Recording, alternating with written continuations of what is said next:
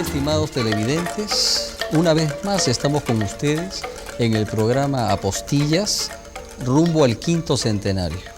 En esta ocasión nos reúne un tema sumamente interesante, diría que fundamental. Es el tema del Imperio Español y las potencias enemigas.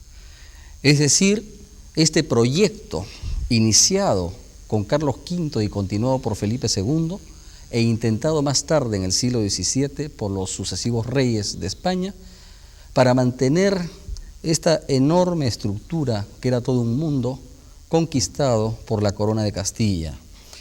Para ello tenemos a unos muy distinguidos invitados y queridos amigos. A mi derecha, el señor embajador de España, don Nabor García, de gran formación jurídica y un especialísimo profesional en la carrera diplomática.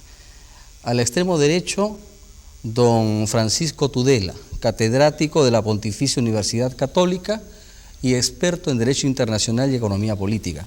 Y a mi izquierda, nuestro muy querido amigo, el doctor Andrés Aramburu Mechac, decano del Colegio de Abogados de Lima, experto en Derecho Internacional, y, por cierto, de una ilustre familia de periodistas e intelectuales, entre los cuales, tratándose de un programa de televisión, no podemos dejar de mencionar al gran periodista que fue su padre, don Andrés Avelino Aramburu Salinas, director de Mundial, esa magnífica revista de la década del 20. Bien, queríamos entonces iniciar esta conversación planteando lo que fueron las bases, por decirlo así, del proyecto imperial español. Nabor, no puedo tratarte de usted porque somos amigos y tú me distingues por ello de hace tiempo y me permites la familiaridad del tú de todos los días. Quisiera preguntarte acerca del proyecto imperial español. ¿Cuáles fueron las bases y los objetivos que pudiéramos decir que tuvieron Carlos V y Felipe II para llevar adelante esta idea? Bueno, yo creo que el proyecto de imperio en España fue casi un encuentro accidental. Hay que pensar siempre que a mitad del siglo XV España eran unos reinos sueltos, sin tener siquiera esa unión personal que le dieron después los reyes católicos. Y hay que pensar que pasan justamente 100 años entre la unión de Castilla y Aragón y la anexión de Portugal. Son justamente los 100 años de auge que alcanza fundamentalmente la época de los reyes católicos, Carlos V y Felipe II. Y justo en 100 años más, es decir, lo que media entre la muerte de Felipe II y Carlos II, España, que era el imperio del XVI, pasa a convertirse en una segunda potencia. Es decir, ¿cómo digerir un cambio tan brusco? Se ha hablado desde la decadencia hasta la casualidad, los azares. La verdad es que tuvo todo bastante que ver. Hay que reconocer que lo que pasó en 1492, el encuentro con América, fue imprevisto. Hay que pensar que el imperio que España se labra en Europa, en Flandes, en Italia, era absolutamente inconcebible a mitad del siglo XVI. Es decir, son todas circunstancias nuevas que suponen un inmenso esfuerzo de España, de los monarcas españoles, por adaptarse y dar un contenido, dar una vertebración, dar una idea que suponga mantener juntos unos dominios tan extensos y tan dispares.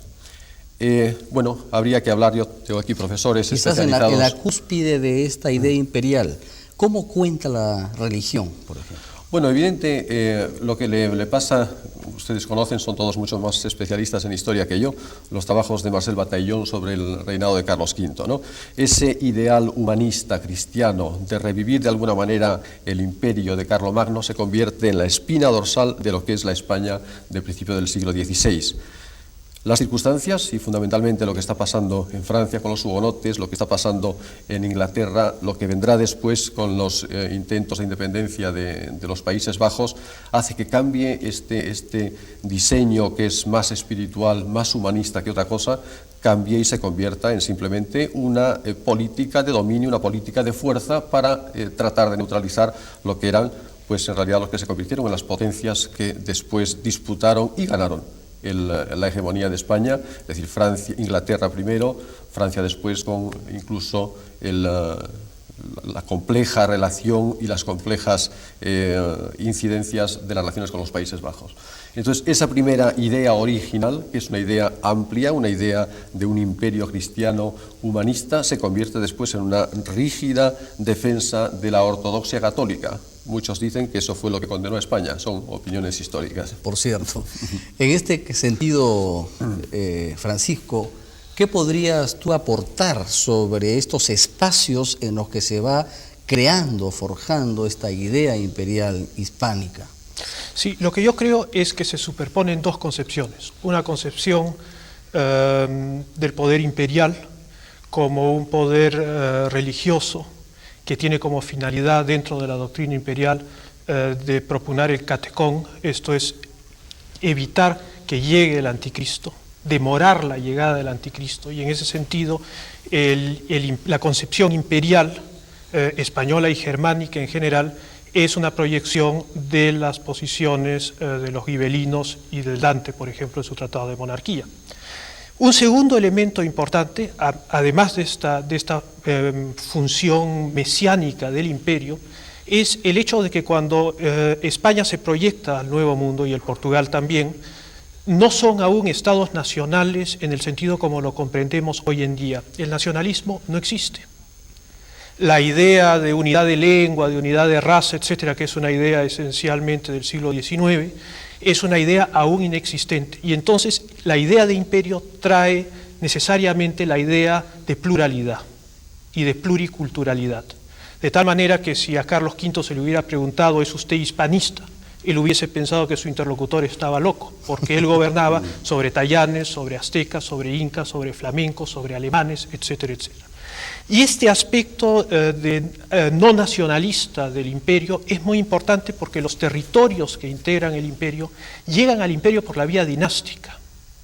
En el caso de América, evidentemente, hay el ímpetu de lo que había significado la Reconquista, con toda su visión religiosa, hoy día diríamos ideológica, con toda su especialización sociológica de los elementos que llevan a cabo la Reconquista. Esto es al final de la Reconquista, cuando España se encuentra frente a América, lo que tiene es un ejército que está luchando 500 años, un clero que ha motivado esta acción contra los moros, una política en el Mediterráneo, y esta política se proyecta hacia América. Y el mismo criterio de la repoblación que va avanzando a medida que se produce la Reconquista se aplica también a América. En el caso de Flandes, por ejemplo, en el caso de Italia, es esencialmente razones dinásticas, transmisión de territorios por la vía dinástica, no conquista en el sentido napoleónico o en el sentido que en el siglo XX tiene la palabra, sino intento de retener la herencia de un monarca, herencia personal, dentro del imperio. Carlos V percibirá que esto es imposible y dividirá el imperio. Ahora, es muy interesante también el tema de Felipe II dentro de lo que estás diciendo, porque entiendo que hay diversos investigadores que han planteado cómo el tema de la expansión del cristianismo hace que interpreten ellos, es decir, consejeros, estudiosos, inclusive hasta gente de tendencia muy religiosa en el siglo XVI, de que a España providencialmente se le da el descubrimiento del Nuevo Mundo, y de las tierras no conocidas hasta ese momento, precisamente para cumplir con la misión evangélica de llevar la verdad de Cristo a toda la tierra. Allí los franciscanos, por ejemplo, dicen o sugieren en muchos textos que ya está por llegar el fin del mundo, porque después de la expansión del cristianismo entonces vendrá el reino de 1000 años y el apocalipsis. ¿Esto en Felipe II gravitó, crees tú? Yo sí creo que gravitó. Hay que ver a las personas y su psicología en el contexto histórico, no juzgándolo con la perspectiva que tenemos hoy en día. Era un hombre profundamente religioso, dirigía un reino motivado por la religión, y más adelante, ya en el siglo XVII, se verá que este debate continúa con los monarcómanos, en fin, cuáles son las verdaderas razones para el bien común, para mantener el bien común como idea de sociedad, el Commonwealth, dicen los ingleses, la misma idea. Y entonces lo que sucede en esa concepción profundamente religiosa es que es una petición de principio para ver la realidad. Muchas gracias. Sin la visión religiosa no se puede ver la realidad. Me parece muy preciso tu intervención, Francisco, y quería motivarlo a Andrés respecto de todo lo que hemos conversado, que es una cosa extraordinariamente sintética, pero muy precisa. ¿Qué es lo que nos podías decir sobre lo que han dicho nuestros distinguidos invitados? El momento histórico del que estamos tratando es quizás el momento más fascinante de la historia. América, yo creo que en el siglo XVI importa poco a las otras potencias europeas. Lo que hay es la gran rivalidad entre tres jovencitos coronados, Enrique VIII, Francisco I, Carlos V, que por más primos que eran, se detestaban y trataban de arrancarse los dominios de uno a los otros. Para esto buscaban lo que Francisco ha llamado la razón dinástica.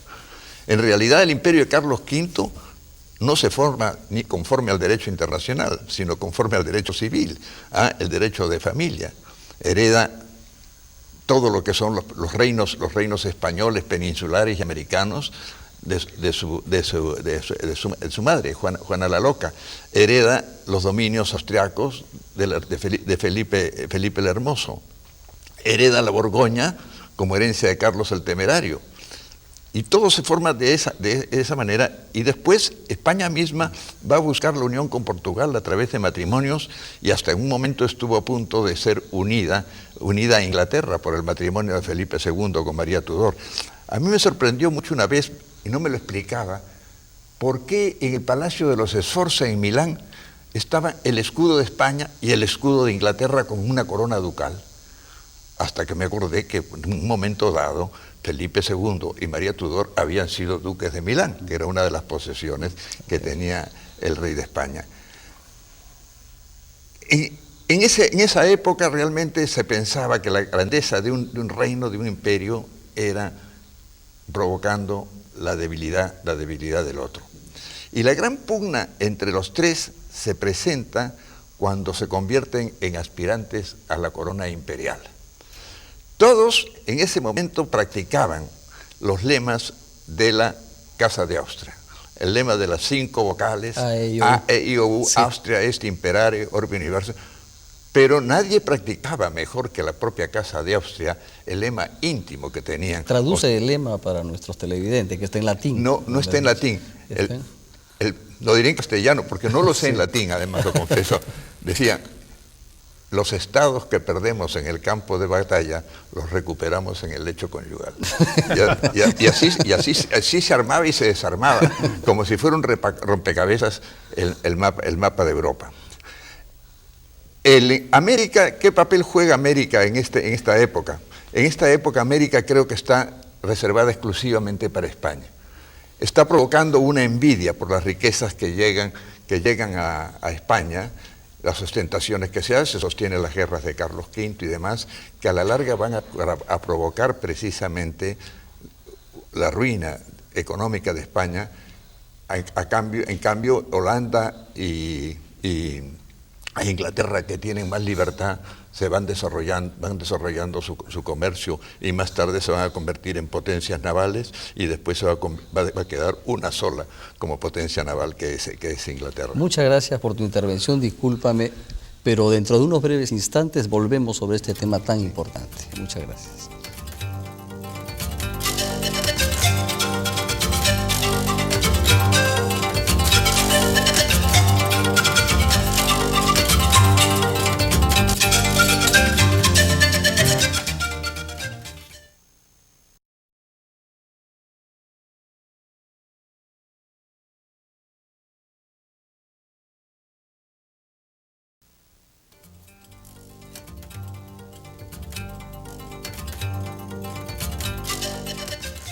Continuando con esta interesantísima conversación acerca del Imperio Español y las potencias enemigas de este imperio, estábamos entrando a un tema sumamente interesante, más acá, por no decir más allá, que sería más riguroso, más acá del tema mundial de la idea de imperio, llevando el tema hacia el virreinato del Perú, a lo nuestro. ¿Cómo en este complejo asunto del crecimiento del imperio interviene, está presente el virreinato del Perú? Nuestro amigo el embajador de España ha hecho intervenciones importantes en la primera parte y creo que este tema es un tema medular que te rogaría, Nabor, que trataras. Sí, con todo gusto. Bueno, después del descubrimiento, el interés por América es realmente anecdótico. Lo único que se mantienen, y Andrés Aramburu lo afirmará con todo su conocimiento, es que no se pueden consentir que por una decisión del Papa, atribuyendo y dividiendo el mundo entre Portugal y España, que eso sea válido, y tampoco que un país que no ocupa efectivamente territorio pueda considerarse soberano de ese territorio. Entonces hay una oposición de principio en todos los reinos europeos ante la pretensión de España y de Portugal, en que son los dueños de este continente. Ese primer momento empieza a complicarse cuando en la escena europea las cosas se ponen más enredadas. Fundamentalmente, en el momento en que empieza la independencia de los Países Bajos, todos los reinos europeos, adversarios de España en la época, se dan cuenta que la fuerza de España no está tanto en España como en las Indias. Es decir, entramos ahí en el tema de los ¿En qué momento crees negrales. tú que hay esa conciencia? Yo diría que esa conciencia aparece desde el principio, desde que a principios del siglo XV, el siglo del 1525-30, es decir, antes de Potosí, bastante antes, empiezan a llegar riquezas americanas a España y que por España en realidad le hicieron más mal que bien, por decirlo en una frase redonda, pero que se dan cuenta de que las posibilidades de que España pueda ejercer esa pretensión hegemónica en todo el resto de Europa proceden de América. Hay que decir, y creo que es una afirmación correcta, que ni en el siglo XVI ni en el XVII América no es importante más que en consecuencia de los asuntos europeos. Entonces es el momento en que empiezan las empresas privadas de los piratas, de los corsarios, con una cierta legitimación de la corona, hasta que llega ya el siglo... Tú hablas de los corsarios y piratas, por cierto, de las potencias en crecimiento. Evidentemente, son fundamentales. Inglaterra, Holanda, Países Bajos, pero antes lo hace incluso Francia. Antes, un primer antecedente es Francia, casi todo se concentra al principio en el área del Caribe. ¿De qué se trataba? Bueno, se trataba de cortar por las rutas conocidas, muy fijas, no solamente en el espacio, sino también en el tiempo que hacía la flota y los galeones que venían al nuevo continente. Entonces, todas esas acciones, que es cortar los suministros a España, en realidad no tienen demasiado éxito. Creo que la única vez que consiguen de verdad un cargamento importante es cuando un holandés, Van Heijt, se queda con uno de los galeones que iban, una de las flotas de galeones que iban desde México en 1624, 1626. Solamente afecta ahí muy seriamente a lo que es el recurso americano que llega a España, pero está muy claro para todos los europeos que hay que cortar el suministro que le llega de América y que permite a España esa política, esa pretensión hegemónica. Eso que es cierto durante los siglos XVI y XVII se comienza a entremezclar con lo que es ya política económica, es decir, intercambios comerciales. Empieza a haber intereses en un mercado que está cerrado para quienes no sean españoles, como recordaréis, Sevilla mantuvo el monopolio con la Casa de Contratación, después pasó a Cádiz, pero siempre tratando de evitar que cualquier otro interviniera en los asuntos de España. Cuando en el 1700 entra la dinastía borbónica en España, en realidad Francia se aprovecha de esto Previamente Inglaterra había conseguido el famoso navío de permiso que le daba una cierta entrada y sobre todo un estímulo para el contrabando. Pero entramos ahí en un tema que es estrictamente comercial. Hasta el siglo XVIII, hasta en realidad la paz de Utrecht, no es importante América más que en la medida que proporciona fondos, proporciona caudales para que España pueda mantener sus pretensiones hegemónicas. Muchas gracias, Nabor. Muy interesante. Por favor, Francisco Tudela, quisiera que nos complementaras lo que ha dicho el embajador. Tú que tienes un buen conocimiento de los aspectos internacionales del 16 y 17 europeos, ¿cómo podrías tú enfocar los intereses nacientes de los futuros imperios europeos frente a nuestro virreinato del Perú? Sí, hay la frase de Van Ripperda, tratadista de la época, que dice que las posesiones de ultramar se deciden en los campos de batalla de Europa. Y entonces ese es el elemento central. Se ha puesto mucha atención en el oro de América, pero el oro no era lo importante fue la plata, en cantidades masivas, que iba del virreinato del Perú y de México a sostener los ejércitos en Italia, en Francia, en Flandes, etc. Y entonces ese dinero, precisamente esa plata o mineral que sugería Nabor García, que le hizo daño a España, en el sentido de que por un lado le arrancó mucha gente hacia América, y por otro lado deprimió a España en su evolución hacia el comercio y hacia la creación de una burguesía. Yo diría que hay dos concepciones distintas acá. Hay la concepción española de esa época, que no podemos juzgarla con perspectivas liberales o comerciales de nuestra época. Ahora tenemos tal vez una sensibilidad diferente, y entonces España siente que tiene una misión universal, y nunca el mundo ha estado más cerca de tener un Estado universal que en esa época. Naturalmente, las potencias enemigas de España, que son concretamente las Provincias Unidas, la República Holandesa, Inglaterra y Francia, por razones distintas, tienen que tratar de acotar el poder español. Y para acotar el poder español, como bien ha indicado Nabor, lo que buscan es cortar la yugular que financia esos ejércitos en Europa. Y entonces las operaciones de corsarios y piratas no son aventuras que salen simplemente de la imaginación de unos sujetos que deciden hacer esto, sino que son respaldados por los gobiernos de sus países. No solo esto, no había solo piratería respecto a América. Había piratas que salían de La Rochelle, había piratas que salían del Mar del Norte, de las costas holandesas. El Canal de la Mancha estaba infestado de piratas, el Mar del Norte también. ¿Por qué? Porque en esa época, dentro de esta concepción del monopolio, se creía, como bien ha indicado Andrés, que la riqueza de uno requería necesariamente la pobreza de los otros. Y entonces la guerra, encubierta o abierta, en el caso de Isabel de Inglaterra con John Hawkins, Drake, etc., una guerra encubierta y después, posteriormente, una guerra abierta, y en el caso de los otros, en el caso de Holanda, guerra abierta, lo que se busca mediante la guerra es prosperar uno mismo. Y lo logran. Holanda tiene mucho éxito en sus acciones de piratería, a pesar de que representan un total pequeño, pero Holanda progresa mucho con la guerra. ¿Cómo cuenta el resquebrajamiento de la unidad de la Iglesia cristiana con la reforma protestante por un lado y la lealtad al Papa por el otro, en este cuadro que tú estás pintando? Yo creo que lo que podríamos llamar la división resultante de Tordesillas, que asigna los espacios coloniales a partir de cierta línea a España y a Portugal, cobra su sentido pleno con la reforma y la contrarreforma. Esto es, lo que inicialmente pudo haber sido una división arbitraria, deja de ser una división arbitraria por la justificación religiosa. Esto es, las potencias que se van a proyectar hacia los espacios marítimos y oceánicos son potencias católicas. Francia, paralelamente a esta expansión española, vive momentos de gran lucha interna, y el protestantismo francés, los hugonotes, llevan a Francia, los dos bandos llevan a Francia a la guerra civil.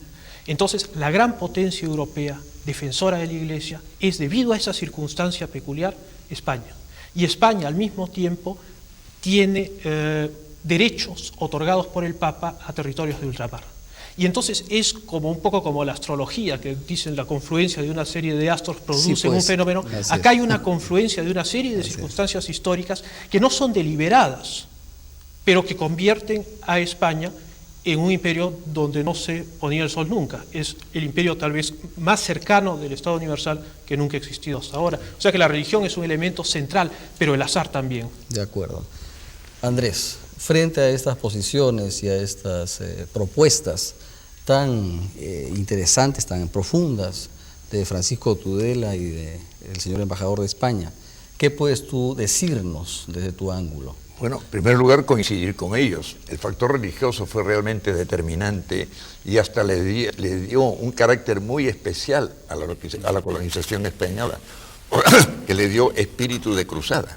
La gran excusa que presentaba el emperador a los críticos de la conquista era la evangelización. Y eso se ve muy claramente en Francisco de Vitoria.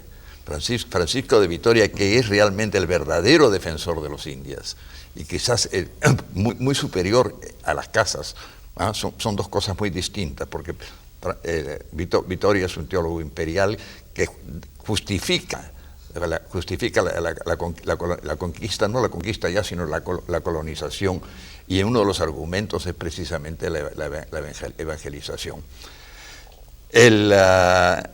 La gran crisis en Europa viene cuando viene la elección a la corona imperial.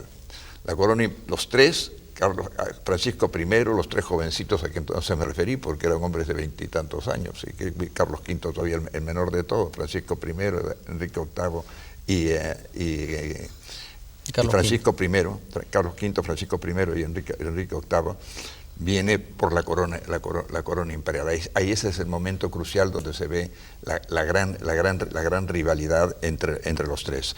La gana Carlos V y naturalmente se acentúa la hostilidad, los recelos, digamos, de unos para con otros. Ahora, el cisma protestante fue fundamental para todo esto. El cisma protestante, el haber abrazado la religión protestante, dio un gran poder a Enrique VIII. Se liberaron de la terrible arma que podía significar en un momento dado la excomunión. Y lo mismo pasó con Holanda. Holanda protestante pudo prosperar debido a que abrazó el protestantismo. Muchas veces se ha dicho que si Carlos V hubiera abrazado el protestantismo, otra habría sido la suerte de Europa. Creemos como católicos que mejor que no ocurriera de ese modo. La lucha religiosa en Francia con los hugonotes, la derogación más tarde la derogación del edicto de Nantes, duró hasta los tiempos de Luis XIV, ¿no? Y en España había un temor grande a la infiltración que pudiera producirse y cerrar en los Pirineos, cerrarle el acceso a los protestantes. Y en América el monopolio tiene en parte ese sentido. Por lo menos si no tiene ese sentido, tiene esa excusa.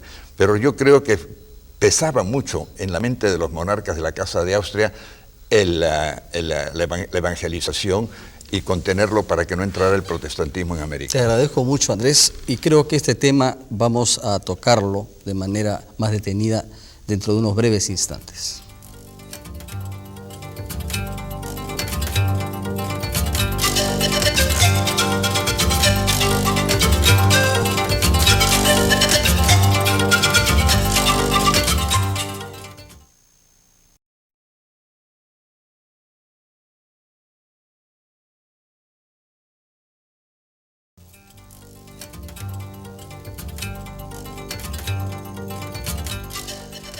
Continuando con el imperio español y las potencias enemigas, quisiera preguntarle a Nabor, ya que está tan en el tema, acerca de este asunto que tanto resplandece y a su vez es como una especie de crítica al imperio español respecto de la extracción de los metales preciosos del Nuevo Mundo y su importancia o gravitación en la España del 16 y del 17 y a su vez también, por cierto, en el Viejo Mundo.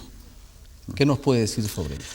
Bueno, es un tema bien interesante y con algunas facetas como muy despistantes, ¿no?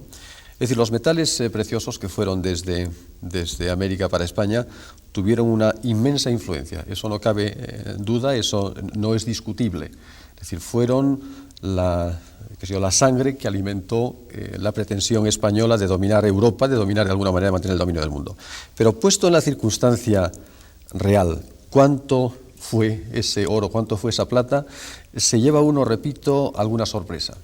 Creo que el que mejor ha trabajado todos estos temas ha sido Hamilton, viendo toda la influencia en la revolución de los precios en Europa, y con el Hamilton en la mano y todas sus series, resulta que desde el año 1500 al 1650, que es la época en que van metales desde América a España, y oro sobre todo va en los 50 primeros años, después prácticamente deja de existir oro, todo el oro registrado más un 20% que se considera que podía entrar de contrabando, no contabilizado, etcétera, son 181 toneladas de oro.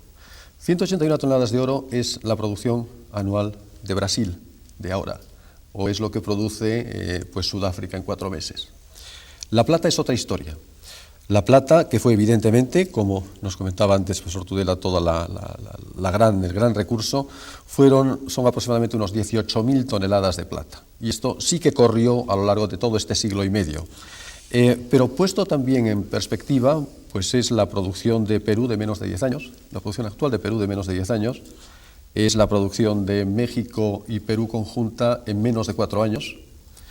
Es decir, sin embargo, si me permites, para la población del 16, porque hay que tener en cuenta la demografía, estas comparaciones tuyas siglo XX, siglo XVI, requieren una precisión sobre los habitantes y la capacidad de consumo de esos metales en 4 siglos de diferencia.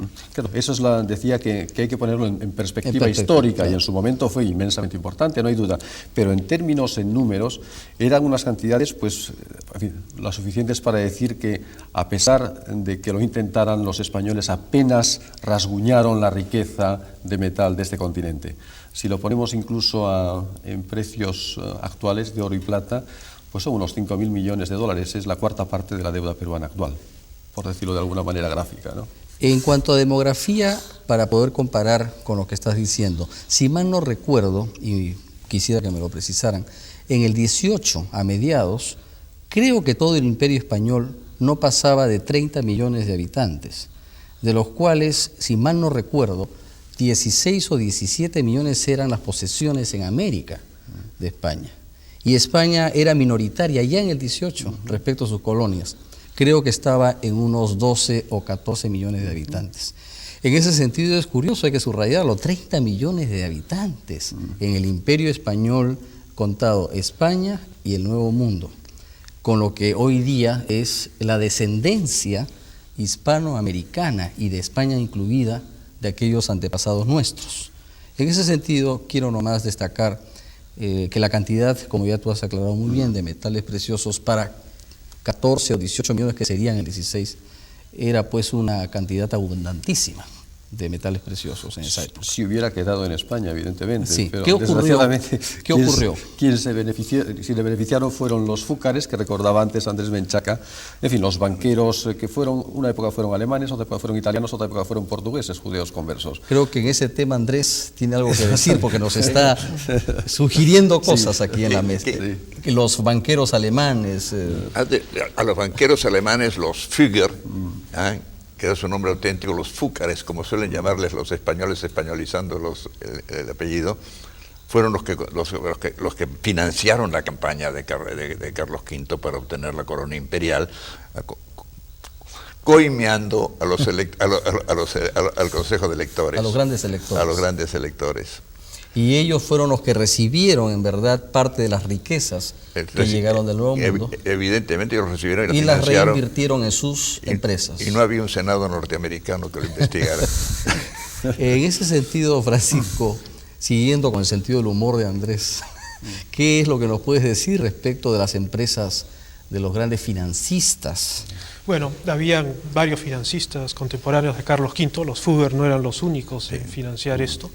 Pero lo que es interesante es que ya para el reino de Felipe II, todos estos grandes banqueros habían quebrado estrepitosamente. Estamos hablando de finales del siglo XVI, ya Así quebrado. Es, ya entrando a finales del XVI y principios del XVII, todos estos comerciantes, banqueros europeos que habían prestado no solo a la monarquía española, sino a la monarquía francesa, etcétera, habían quebrado porque las monarquías no pudieron pagar sus obligaciones respecto a ellos. Y entonces en ese sentido perdieron hasta la camisa. En España, ¿qué grandes familias de banqueros podemos señalar para el siglo XVI? Creo que era bien los Santángel. Santángel únicamente, son judíos conversos todos. Judíos conversos. Sí. Y es mucho más en todos los reinos españoles, hasta la época incluso de Felipe IV.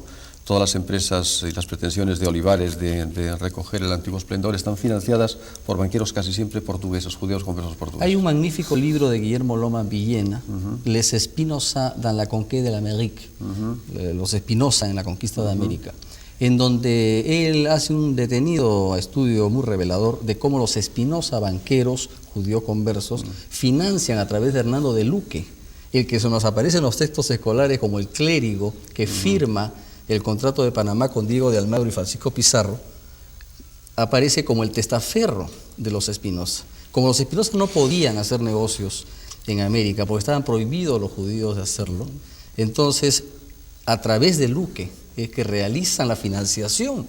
Es un libro magnífico. En ese sentido, Francisco, ¿qué nos puedes decir?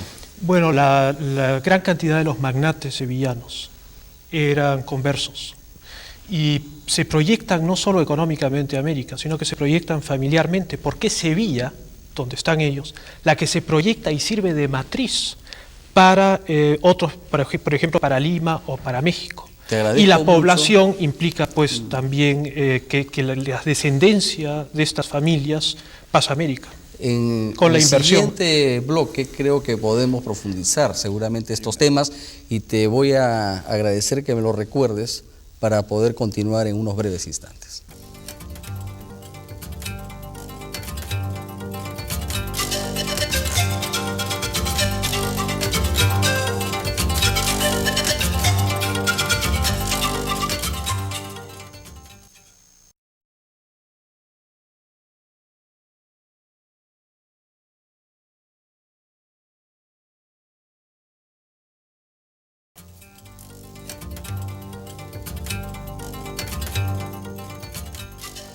Prosiguiendo con el tema del Imperio Español y las potencias enemigas, tenía una inquietud.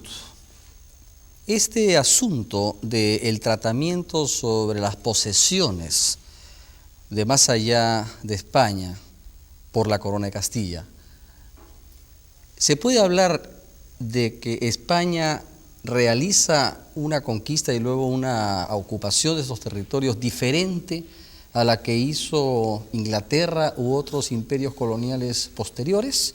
¿Qué dices tú, Francisco? Yo creo que hay dos concepciones diferentes. En el caso de la colonización de América, por ponerlo en el término griego del término, no hay una concepción como las que vendrán en el siglo XIX. ¿Por qué? Porque los que llegan y los que están, ambos tienen concepciones agrarias y tienen una cosmología compatible, de tal manera que el desfase entre los pobladores que llegan de España, que son casi todos castellanos en esa época, o extremeños, y luego la población nativa, no hay un quiebre radical. En cambio, las colonizaciones del siglo XIX, con una concepción darwinista, que era la doctrina de moda en Europa, sobre todo la colonización del África, era planteada como una colonización que planteaba una quiebra radical entre el colonizador y el colonizado, cosa que no ocurre en el siglo XVI. Esto además está demostrado en los hechos mismos. La colonización española de América, nuevamente utilizando el término en su forma clásica y no peyorativamente, es una colonización en profundidad, esto es, no se queda en las costas, va al interior.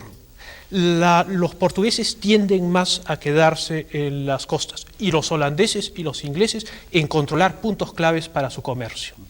O sea que hay tres criterios, inclusive en el 17 y finales del 16, que ya son diferentes. Los criterios, por ejemplo, de los holandeses y los ingleses respecto a los criterios de España y en menor medida el Portugal.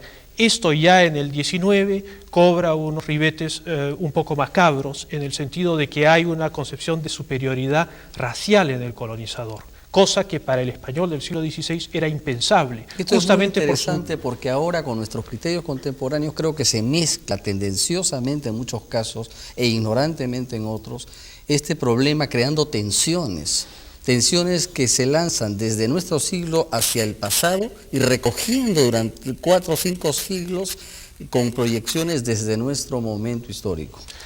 ¿Qué piensas tú sobre eso? Yo creo que son tensiones innecesarias, en el sentido de que se presenta la llegada de España al Nuevo Mundo como la llegada de los belgas al Congo belga.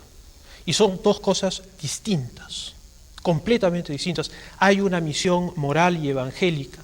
Hoy en día se puede ver esto con mayor o menor escepticismo, pero en esa época hay una intención sincera.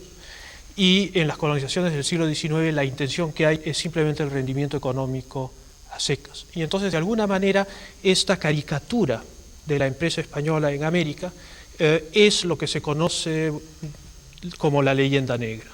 Esto es una caricatura no solo de España como potencia, sino una caricatura del carácter y la psicología española dentro de un contexto de guerras de religión en Europa. En ese sentido, Andrés, gracias Francisco, el sentido del derecho en el siglo XVI, en cual tú has profundizado tanto, ¿cómo recoge la idea imperial y cómo recoge el tratamiento a los colonizados, a los indígenas en este caso en el Nuevo Mundo? Bueno, hay el aspecto que ha tocado del encuentro del hombre español con el hombre continental, con el hombre americano. El gobierno, la empresa misma está realmente dirigida por la evangelización. El hombre, el conquistador, viene a fundar aquí su familia, su mayorazgo. No piensa en regresar a España. Y eso es muy interesante. Eso diferencia, ambos aspectos diferencian mucho la colonización española, que digo yo que es una empresa imperial, de las colonizaciones de otros países que fueron empresas coloniales, buscando factorías. Un hecho muy importante, ya que me preguntas desde el punto de vista jurídico, es que no fueron llamadas colonias en ningún momento, sino que fueron llamadas, cuando vinieron las nuevas leyes y cuando se crearon los virreinatos, cada audiencia constituía un reino independiente que ha dado base a las repúblicas que actualmente tenemos en América Latina. Con la excepción de México y el Perú, cada república se ha formado sobre un reino español. Así Bolivia, por ejemplo, era el reino de los charcas y Ecuador era el reino de los quitos. Se les llamaba reino, y eso le daba una importancia. Pero, ¿qué pasa? Se dice el Perú era virreinato, no era reino. No, en el Perú era un reino que tenía un virrey que gobernaba los demás reinos también, que los tenía bajo su jurisdicción. Ya en el momento de la independencia ya solamente había unido al virreinato del Perú, todavía con lazos muy débiles, el reino de Chile.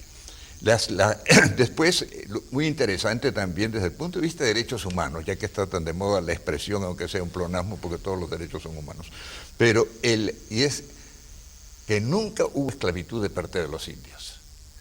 Aunque se intentó en el comienzo, creyeron que estos individuos de otra raza diferente podían ser esclavizados, pero la corona española no lo admitió nunca. Se cita una frase de la reina Isabel la Católica que dice: el nacido en el Cusco es tan español como si hubiera nacido en Sevilla. Bueno, y eso se subraya también en los reales decretos en que se les da el mismo estatus a la nobleza indígena que a la nobleza de Castilla, con títulos, escudo de armas, y se subraya por varios reyes de España el hecho de que la vinculación con la corona es exactamente igual la nobleza de Indias y la nobleza de Castilla. Eso es interesante. ¿Qué te parece, Francisco? Sobre eso hay un punto que es muy importante, que es la diferencia. Nosotros, el error al enfocar este fenómeno es considerar que son estados nacionales que se enfrentan. O sea, suponer que el Tahuantinsuyo era un estado nacional y suponer que España era un estado nacional dentro de estas concepciones que son del siglo XIX, antes no existían, que entran en guerra y uno conquista al otro. Lo que hay en realidad es el principio dinástico y de alguna manera la corona española formalmente reivindica el imperio de los incas como sucesión dinástica. Muchas gracias, Francisco, por esto. En breves instantes volvemos a subrayar estos aspectos para pasar después a tratar acerca de libros.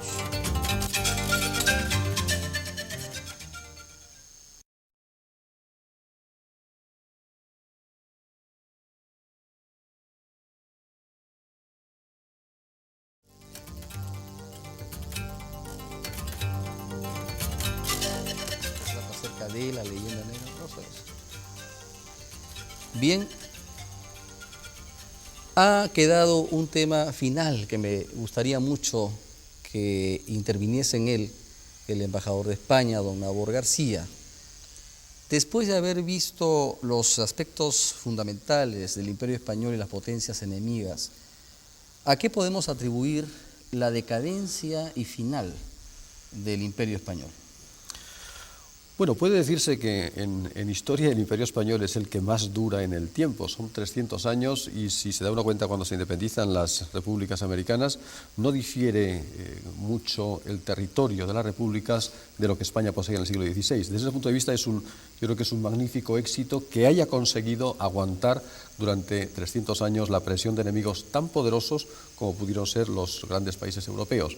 Pero evidentemente estaba la misma esencia del criollismo, la conmoción europea que supuso Napoleón, el corte físico entre la península y América, inevitablemente tenían que llevar a la consecuencia lógica, eran países perfectamente maduros para hacerse independientes y vivir por su propia cuenta, pero siguiendo manteniendo, que eso creo que es lo bueno y lo que me hace estar aquí hoy con enorme gusto, siguiendo manteniendo esta capacidad de poder discutir y de poder compartirlo en la misma lengua y con la misma estructura mental, ¿no? Muchas gracias. Precisamente el interés nuestro es hacer con gran dignidad una aproximación inteligente, imaginativa, con información vasta acerca de temas cruciales que siempre están en la conversación nuestra de los peruanos, de los latinoamericanos y sobre todo ahora que vamos hacia el 5º centenario, todo ello vuelve a tomar pues una atención de parte nuestra muy grande como de España también.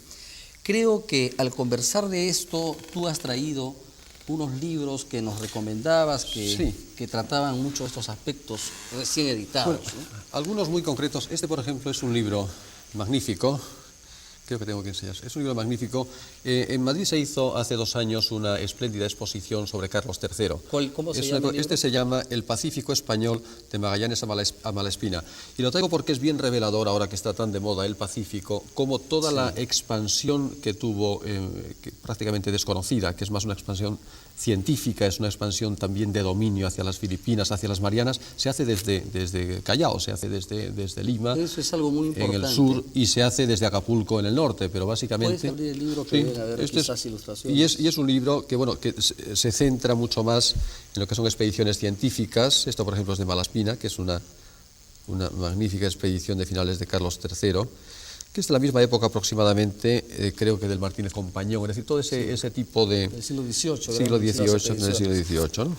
En ese sentido, el 5º centenario creo que está ayudando enormemente a volver a conocer lo que hicimos en los 300 años de comunicación, de vinculación con España.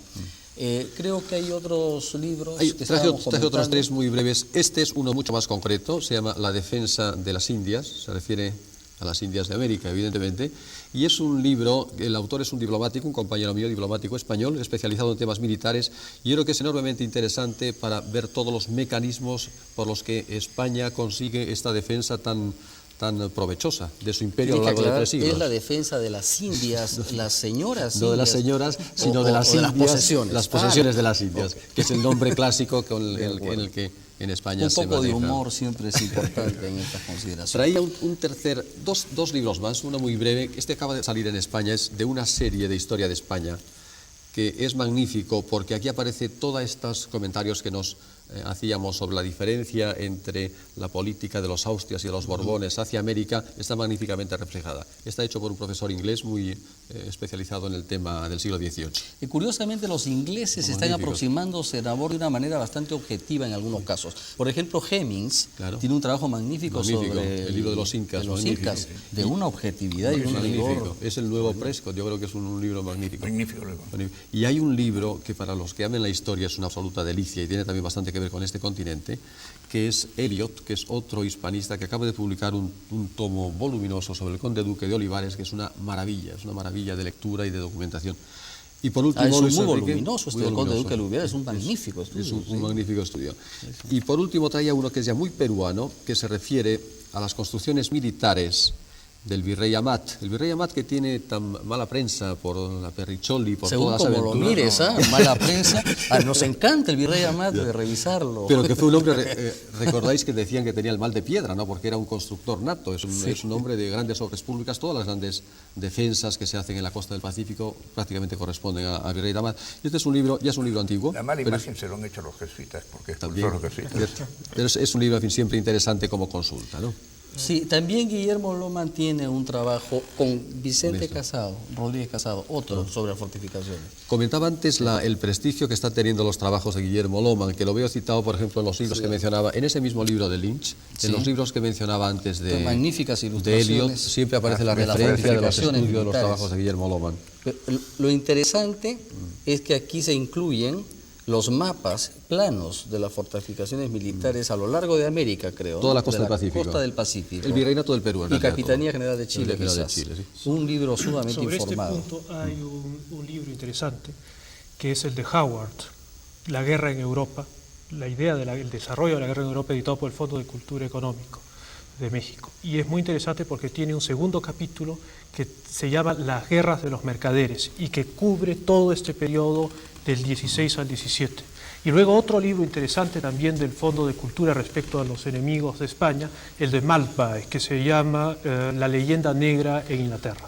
Y que es muy interesante porque ve cómo estas distorsiones sobre la historia del 16 y el 17 se generan en un contexto de hostilidad y literalmente de guerras civiles. Te agradezco mucho esta intervención, Francisco, y quiero complementarla ya mucho más allá del tiempo, con un libro muy interesante publicado por Andrés Tausen Escurra, Patria Grande, Pueblo, Parlamento e Integración, que tú presentaste en el Colegio de Abogados de Lima. Me tocó sí, a presidir la actuación y pronuncié unas palabras sobre el libro. La presentación la hizo la doctora Tula Sánchez. Efectivamente.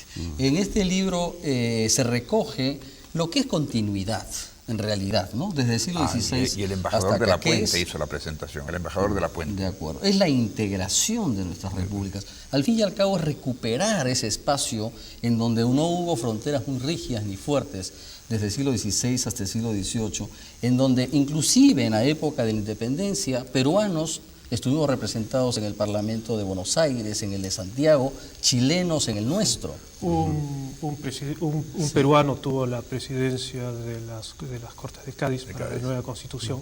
Y lo que es interesante es que las instituciones americanas eran para escala continental. No eran, la Universidad de San Marcos no era una universidad para el Perú, era una universidad para América. Y entonces estábamos integrados en un sentido real porque compartíamos las instituciones. Efectivamente. La creación de San Marcos es una de las cosas que marca el carácter de la colonización española. Así es, eso es un hito en la historia. Y yo del Virreinato creo del que Perú. en este quinto centenario me parece que nuestros pueblos no han subrayado lo suficiente ese aspecto. Es decir, tomar el quinto centenario en su aspecto futurista, en rescatar aquello que nos hizo un pueblo cercano, sino unido, próximo, sino junto, para realmente realizar eso que fue una propuesta dramática, compleja, durante esos 300 años en donde hubo mucha injusticia, señor embajador, también, por cierto, como toda empresa imperial. Como en España. En donde hubo, claro que sí, mucho incumplimiento de las leyes de Indias, cuya intención era regular la justicia. Y junto con ello también, junto con el drama, el dolor, lo deprimente, hubo también el esfuerzo, ¿no? El esfuerzo por abarcar dentro de una cultura vasta, occidental, cristiana, Yo creo que este gran reto. en ese punto hay una cosa que es importante. La realidad de la historia es una cosa que no puede ser cambiada.